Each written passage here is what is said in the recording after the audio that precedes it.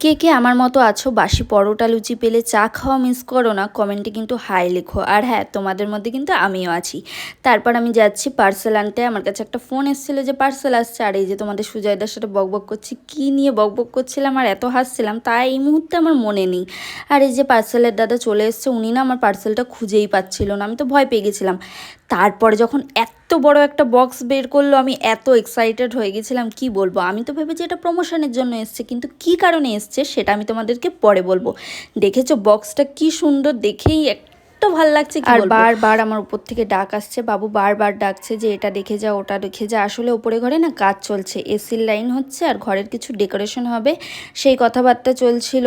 তো কিছু false ceiling হবে, আর হচ্ছে দেখা যাক কী কী করা যায়, সেগুলো আমি তোমাদের সাথে অবশ্যই শেয়ার করব। আর একটা বিষয় কি জানো, আজকে আরও একটা পার্সেল এসছে, আর এই পার্সেল দুটোতে কী আছে সেটা না আমি তোমাদের সাথে নেক্সট ব্লগে শেয়ার করবো। টাটা, লাভ ইউ।